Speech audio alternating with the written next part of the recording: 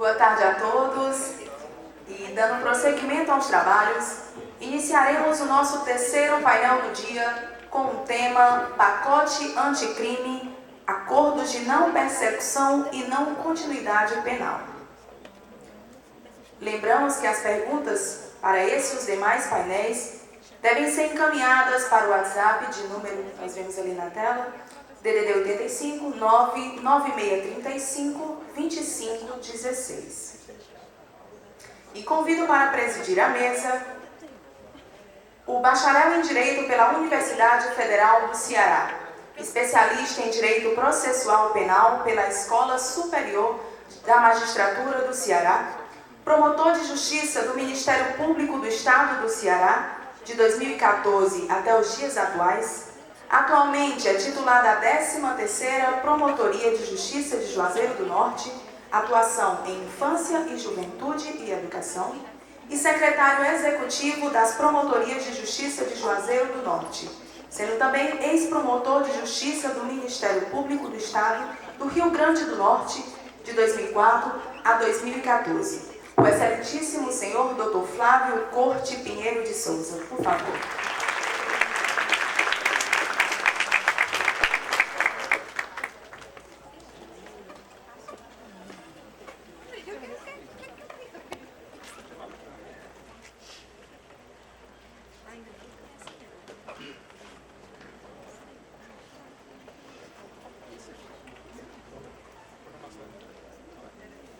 Boa tarde a todos, sejam muito bem-vindos a mais esse painel da tarde do 4º Congresso Estadual do Ministério Público do Estado do Ceará e 8º Encontro do Ministério Público no Cariri. Nessa tarde vamos conversar e aprender mais sobre esse tema sempre polêmico, que divide opiniões e está no momento agora, em discussão no Congresso Nacional, que é o pacote anticrime e além de resoluções do Conselho Nacional do Ministério Público que versam sobre o acordo de não persecução penal. E para brindar essa tarde, eu convido para sentar aqui conosco os professores Nestor Távora e Marcos Amorim.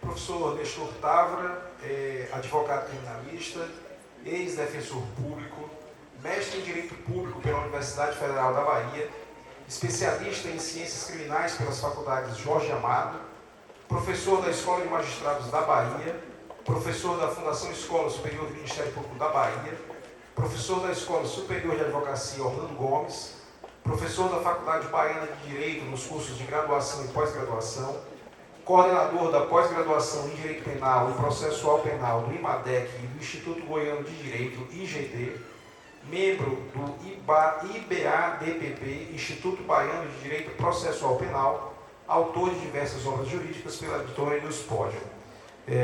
Professor Nestor Távora, o senhor tem a palavra.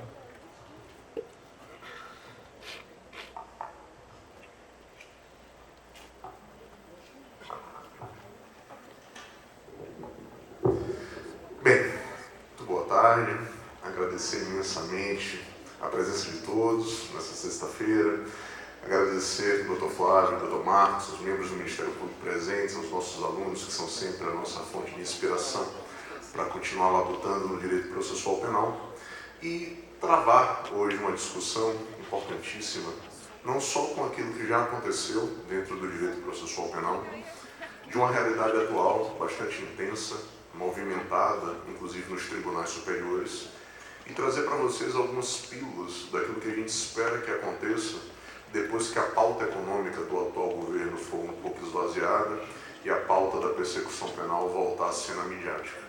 Até porque a gestão do direito processual penal exige não só uma certa prudência, mas uma preocupação porque não temos mais margem para erro. Perceba que nós reformamos a legislação sempre em momentos de crise. O pressuposto da reforma, ou de uma reforma drástica, me parece ser o sangue. Colapsamos a Previdência e promovemos uma reforma, colapsamos o sistema tributário, estamos na iminência de reformá-lo, e o direito processual penal e o direito penal, por que não dizer, também colapsaram em algum momento, até porque hoje não só o retorno dado pela administração da persecução, mas também a gestão do sistema prisional são bastante preocupantes. Nós temos a terceira maior população carcerária do mundo. Nós especulamos hoje que até 2021 teremos 1 milhão de presos. O Congresso se preocupa em alguma medida em tentar evitar a persecução penal regular. E os órgãos, não só dentro do Ministério Público, na própria magistratura, na Defensoria Pública, têm dialogado substancialmente quais seriam as alternativas para um futuro próximo, diante do exaurimento da máquina. É importante consignar que a ideia de consenso ou de uma justiça penal do diálogo, ela foi trazida pela própria Constituição Federal de 88, onde no seu artigo 98, inciso 1, idealizamos o Juizado Especial Criminal. E a Lei 9.099, que é de 95, nos trouxe uma transação penal, vale dizer, uma via onde o Ministério Público, ao invés da denúncia como única via, teria a oportunidade de ofertar uma medida alternativa que, se fosse aceita, evitaria o início do processo. E num outro prisma, já na persecução penal em juízo, a Lei dos Juizados nos trouxe a suspensão condicional do processo para crimes com pena mínima de até 1 ano. E o Ministério Público poderia oferecer a paralisação do processo num período entre 2 a 4, e durante esse estágio, entre aspas, probatório, se o réu adimplisse todas as obrigações que lhe fossem imputadas, operaria a extinção da punibilidade. Bem, essa lógica, na década de 90, foi vista como uma verdadeira evolução. Particularmente, eu tenho um certo receio de falar em revolução ou evolução sistêmica, até porque me parece que a Lei dos Juizados prestou um desfavor à persecução penal. Comportamentos que estavam na antessala da revogação penal ganharam uma nova tônica e uma preocupação institucional em atenuação. A partir do momento que nós não temos uma higienização do sistema penal, é difícil imaginarmos que o processo penal em si ele vai dar vazão às múltiplas demandas que nos são apresentadas. E perceba que o comportamento criminoso ele não é mais analógico. Talvez a tecnologia facilite a inter-relação social, mas a tecnologia vai tornar complexa a apuração do crime. A tecnologia vai trazer comportamentos que ofendem bens jurídicos relevantes cada vez mais complexos. E nós teríamos que nos adaptar a uma realidade investigativa, a uma realidade probatória, a uma realidade de persecução penal em juízo e a devolutividade à sociedade de um processo dentro de um prazo razoável e numa pretensão de justiça, seja ela citada por Norberto Bobbio como justa medida ou por Aristóteles como isonomia. De todo modo, nós hoje nos ressentimos da pretensão daquilo que pretendemos entregar à sociedade e do status atual da administração da justiça penal, que torna os advogados, obviamente, carecedores aqui de pretensões que não foram atendidas por tribunais superiores, que traz também críticas bastante pertinentes por parte dos membros do Ministério Público, inclusive por parte dos próprios membros do Poder Judiciário. Diante dessa realidade, começamos a dialogar, ainda na formulação de projetos de lei, com uma reforma substancial ao Código de Processo Penal. Até que chegamos ao projeto de lei 156, entabulado o projeto de novo CPP, que encontra hoje no Congresso Nacional uma grande resistência. Até porque nós temos críticas de todos os lados. Se você indaga aos delegados se estão satisfeitos com o projeto, não estão. Se você indaga aos advogados, também não. Aos promotores também não, aos juízes também não. Então me parece que, onde nós temos críticas de todos os lados, a probabilidade de um boicote no Congresso Nacional é manifesta.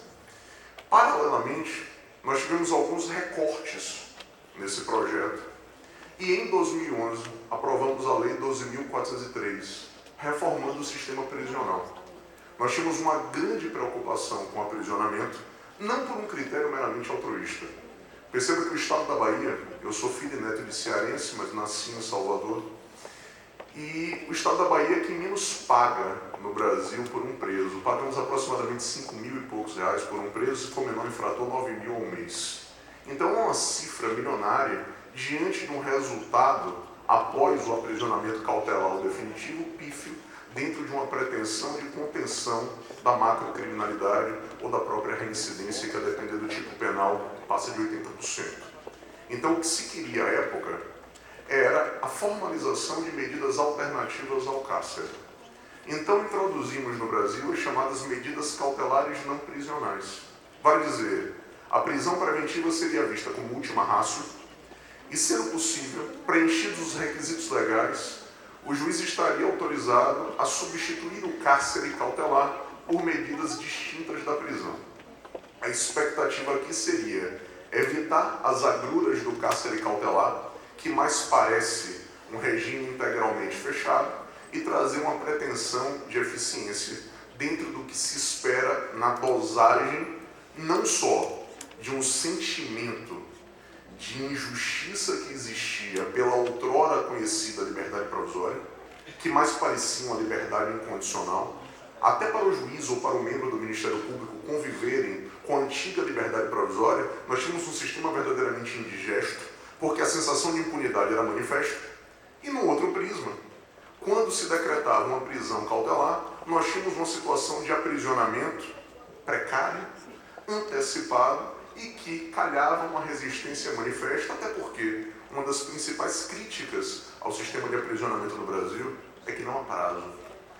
Imagine que eu tenha inaugurado essa palestra sem prazo de conclusão, e vocês se veem aí naquela sensação de que a ausência de controle temporal levaria a um diálogo interminável com um orador eventualmente enfadonho. Ninguém está satisfeito com a ausência de controle de tempo. É natural imaginarmos que o cárcere cautelar também demanda controle temporal. A Constituição Federal garantiu a razoável duração do processo. E segundo Auri Lopes Júnior e o próprio Gustavo Henrique Badaró, professor da USP, a razoável duração do processo nos traz a razoável duração da prisão cautelar. Uma prisão cautelar temporalmente excessiva é uma prisão ilegal. E toda e qualquer prisão ilegal tem que ser relaxada. Mas qual é o grande problema? E uma crítica contundente que se faz, inclusive, à defesa.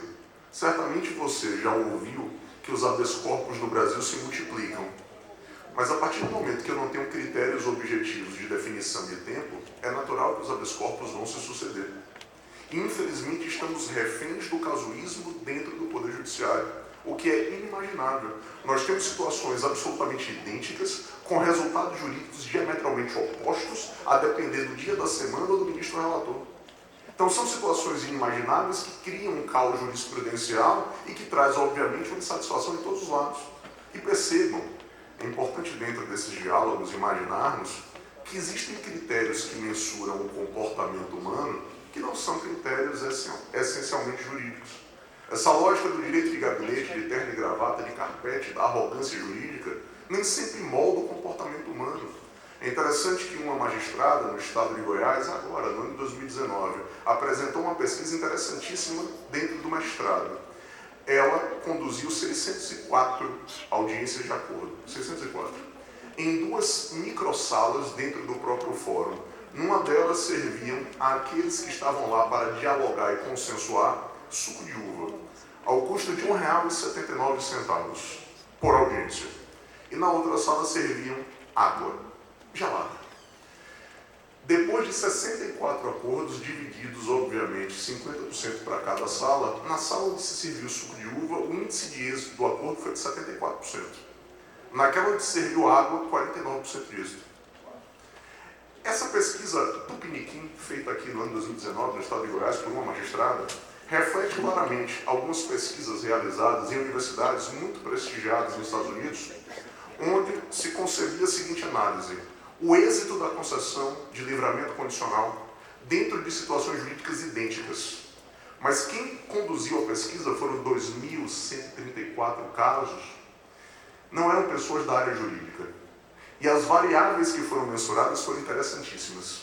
Eles pesquisaram o dia da semana, o horário do dia e, principalmente, o horário em que o lanche do magistrado era servido.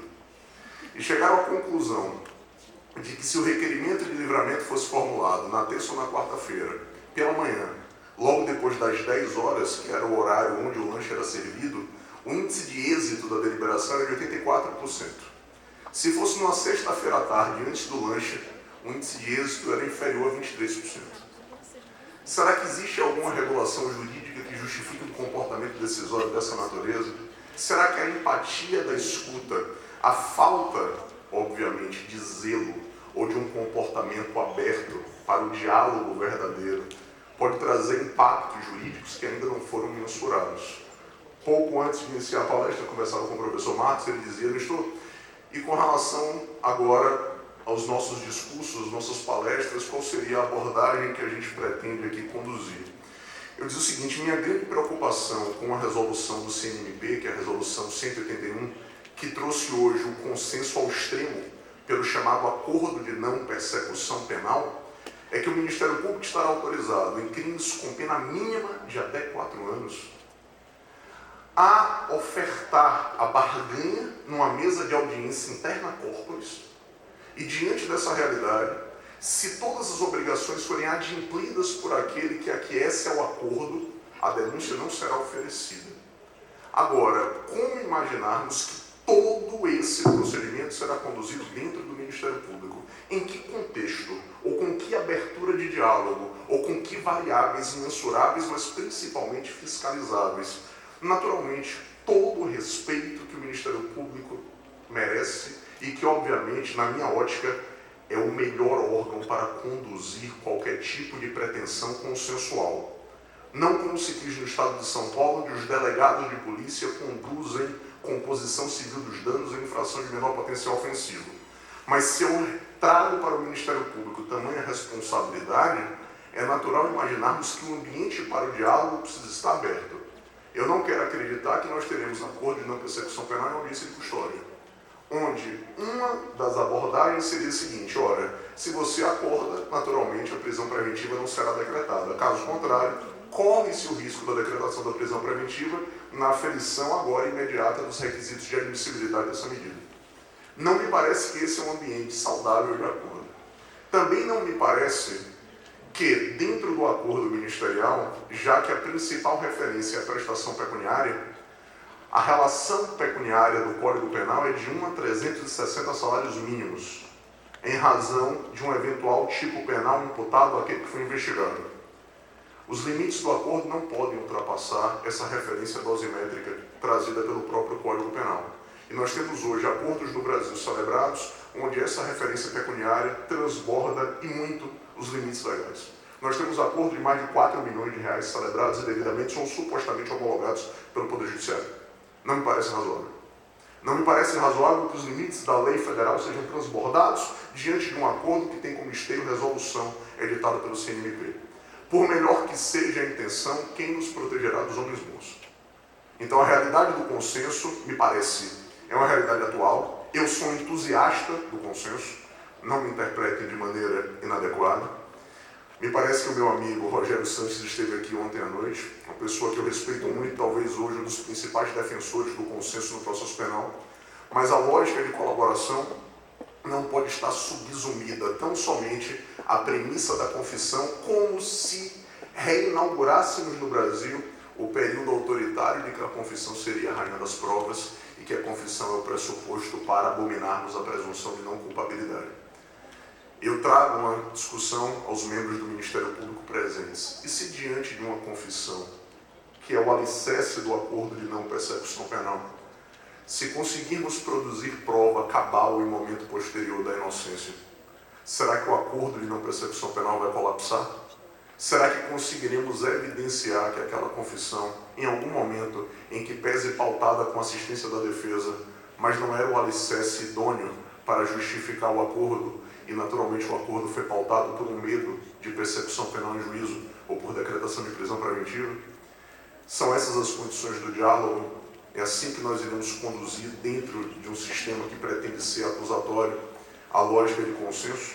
E particularmente, ainda dentro da contribuição do ex-juiz Sérgio Moro com o pacote anticrime, eu não posso me furtar, obviamente, a falar do pacote anticrime, eu me ressinto com o pacote anticrime, principalmente por aquilo que vem como condição de lacuna. Me parece que era um momento adequado para que dentro desse pacote fosse regulada em lei federal a investigação patrocinada pelo MP. Eu particularmente aplaudo a investigação conduzida pelo Ministério Público, me parece que o PIC no Brasil é um avanço, mas infelizmente hoje está alicerçado por resolução de duvidosa constitucionalidade. A partir do momento que eu tenho um ex-juiz federal, atual ministro da Justiça, com capital político à época maior do que o próprio presidente da República, imaginávamos que seria um momento adequado para que o Congresso Nacional discutisse e aprovasse a matéria. Mas nós não temos absolutamente nada, nenhum artigo, nenhuma pretensão de regulação da investigação da MP. Então é uma lacuna manifesta, me parece inapropriada no momento político que nós estávamos surfando. Agora, se eu tenho uma pretensão de diálogo, eu não posso regular uma investigação nos moldes da década de 40. É fundamental, eu vou citar o professor Fred Dias Júnior, que nós apliquemos o princípio do devido processo legal a todo e qualquer procedimento investigativo, para garantirmos, com isso, toda a carga axiológica do devido processo legal, com respeito ao contraditório e ao exercício da defesa, na dosagem adequada para a preservação dos direitos e garantias fundamentais. Porque isso pode sim ser importante na celebração de um acordo de consenso. Como não permitir que a defesa formule quesitos a uma perícia? Como não permitir que a defesa esteja presente na oitiva das testemunhas para formular contraditas, para apresentar indagações pertinentes que podem levar a uma causa de diminuição de pena, ou então afastamento de uma qualificadora, ou então a própria negativa de autoria, ou então a desqualificação do tipo penal? Isso é essencial. É fundamental imaginarmos que o diálogo é útil, mas o sistema precisa ser refundado. E nós não vamos reinventar a roda. Nós precisaremos apenas estabelecer uma lógica de antecipação do diálogo, mas com respeito ao contraditório e ao exercício de resistência desde a própria investigação. Para que vocês tenham uma ideia, eu advogo num caso específico, naturalmente eu vou me furtar a indicação das partes, mas que foi amplamente divulgado no Fantástico tem uns 2, 3 meses. E nesse caso eu tenho 2 testemunhas presenciais que estavam a meio metro de distância do suposto autor de um fato criminoso. Pessoas da conduta ilibada, sem uma vírgula sequer para que nós possamos desconfiar da afirmação trazida, porque não precisariam se expor para fazer um depoimento na fase pré-processual, e que afirmam categoricamente: estávamos presentes e nenhuma palavra injuriosa foi proferida por aquele que é investigado. As 2 testemunhas foram levadas por mim na investigação, e o delegado de polícia, paradoxalmente, ex-aluno meu, me diz o seguinte: professor, no nosso estado, a polícia não está ouvindo testemunhas da defesa. Nós não temos pauta para essa oitiva. Vamos ouvir testemunhas para revelar a autoria e a materialidade, não para a descaracterização da pretensão de imputação. Ora, se eu tenho um inquérito inquisitivo com esse grau de envergadura, é inimaginável que tenhamos num futuro próximo uma pretensão de consenso, sem uma resistência ou sem uma atuação de guerrilha. Aqui seria a radicalização de princípios para poder garantir o mínimo necessário na condução da qualidade pretendida daquilo que se apura. Como imaginar que a investigação agora é uma investigação de via única? E, por favor, doutor, não me ofereçam esmola como se isso fosse suficiente. Não adianta dizer que o Congresso vai regular a investigação defensiva. Quer dizer que agora eu, que sou presumivelmente inocente, ainda vou ter que investigar para demonstrar minha própria inocência? Que inversão de valores é essa? E, doutores, por favor, não se enganem, em que pese os diálogos no Supremo Tribunal Federal, interessantíssimos, dentro da execução provisória da pena. Nós estamos aqui numa visão bipolar interessantíssima, né? Nós construímos agora a lógica de maniqueísmo de bem e mal, esquerda e direita, corrupção e justiça. Isso tem sido tão chato. Esse diálogo tem sido tão pobre e tem amedrontado um discurso um pouco mais sério do que se precisa fazer dentro da administração da persecução penal. É evidente que nós não mais imaginamos que os processos vão levar 15 a 20 anos para serem concluídos. É evidente que os recursos de natureza protelatória devem ser demonizados por todos, até porque, eventualmente, a própria defesa sangra com expedientes de tal natureza. Mas como imaginar que o principal projeto de reforma do Código de Processo Penal não traz um dispositivo para revogar recurso? Como é que a doença é identificada, é vendida, inclusive, pelos ministros do Supremo Tribunal Federal, inclusive pelo ministro Barroso, dizendo: temos recursos de natureza protelatória. Ótimo. Então, reforme-se o capítulo de recursos. e revoguem os recursos de natureza protelatória, promovendo então a higienização do problema, na expectativa de buscar com isso um retorno saudável, estruturado, orgânico e principalmente colhível a médio prazo. Agora, detectamos o problema, não fazemos nada com ele e vamos atacar o resultado desse problema, antecipando o cumprimento da sanção. Ora, é evidente que a prisão preventiva sempre pode ser decretada, inclusive na pendência de recurso especial e de recurso extraordinário. Agora, decrete-se a prisão a partir do momento que os requisitos legais estejam presentes. Ou então, façamos as duas medidas. Regulem uma pretensão de antecipação de aprisionamento, paralelamente higienizando todos os entraves à pretensão de eficiência na persecução penal. E não apenas a ideia de justiça penal consensual e não apenas a lógica de execução provisória. Será que aqui seria demais dizer que daqui a 3, 4 anos, numa nova eleição presidencial, com um novo ministro da Justiça aplaudido, midiático, alguém pega o microfone e vá à grande imprensa dizer o seguinte: bem, a sociedade brasileira não aguenta mais esperar que o Tribunal de Justiça confirme uma condenação. E agora o nosso pleito é a execução da sentença proferida pelo juiz de primeiro grau. Então não teremos mais execução provisória, teremos execução provisoríssima, diante agora de um decreto condenatório e não mais daquilo que se quer com a confirmação de uma condenação por um tribunal de segundo grau. Ora, não me parece, doutor, que essa seja uma especulação distante da realidade. Até porque aqueles que promoveram a leitura, não vou nem dizer atenta, uma leitura até superficial do projeto anticrime, o ex-juiz Sérgio Moro pretende reformar o capítulo do júri e o capítulo específico dos efeitos de um recurso para permitir a execução provisória da sentença emanada